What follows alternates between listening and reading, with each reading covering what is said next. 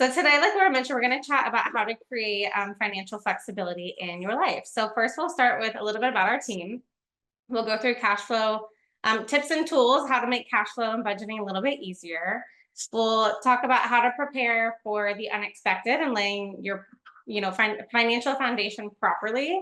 We'll also go through how to build retirement savings while still maintaining flexibility.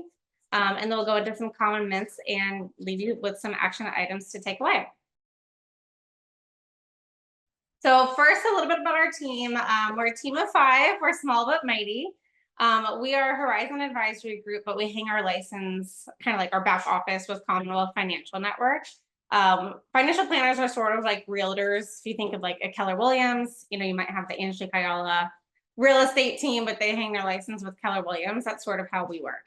So Commonwealth Financial Network is a large independent firm, which means that we're not tied to any specific companies or products. We're very agnostic and independent.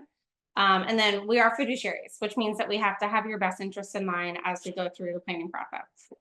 So I've been doing this for about, I think 11 years now. Time flies, but I got into this because my family never had the proper education around financial planning. And unfortunately, my parents have made probably a lot of like every decision you wouldn't want to make when it comes to your finances. So luckily, I think finances are getting talked about a little bit more. It's not as taboo as it used to be. So part of the reason I'm so passionate about giving education is to make sure that people have the information as they're making their own decisions. All right, so we're going to start with understanding cash flow. Let's pull up the chat. So first question, do you look at your budget daily, weekly, monthly, or what the heck is a budget? All right, so we got monthly, we have daily, monthly, maybe more often. Okay, perfect. So we didn't get any what's a budget, so that's good. Okay, so there's one. Daniela, we appreciate your honesty. So when we think about budgeting, nobody really loves budgeting. Most of the time, people think it's a waste of time. It's not fun. We kind of have the ostrich effect of, well, I don't really want to know what's happening. As long as I'm not going into the negative, it should be fine. So when we think about budgeting, a lot of it comes down to making it part of our day-to-day process and making it easy so that we don't have to think about it the way that we handle other things in our lives. So how can we do that? Well, if we go into the next slide, Laura, please. Thank you. So first step would be to automate. Most people probably have their bills on auto pay now. I still see some clients that get late fees because they're not on auto pay. Life gets busy. Sometimes they forget. There's just unnecessary costs that come along with not having things on auto pay. And again, it takes that extra step to then have to go pay a bill, which makes life more complicated. So let's avoid that. Also, if you're a business owner, you want to go ahead and separate your personal expenses from your business expenses. One, it'll just help clarify the differences between budgeting from your personal and your business aspect, but also when it comes to taxes, it will make your life so much easier.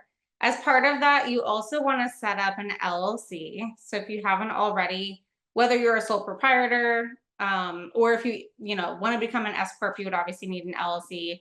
But even as a sole proprietor, having the LLC, which just stands for limited liability company, it really just provides extra liability protection if you were ever to get sued from a business operation.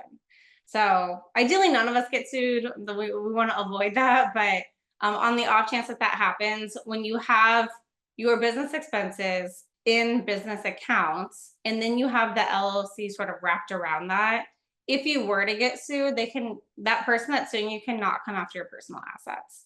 If there's commingling, they could come after your personal assets. And a lot of people don't realize, but in a lawsuit, they can come after your house. They can come after any liquid accounts or any retirement that's not protected by employer retirement plan.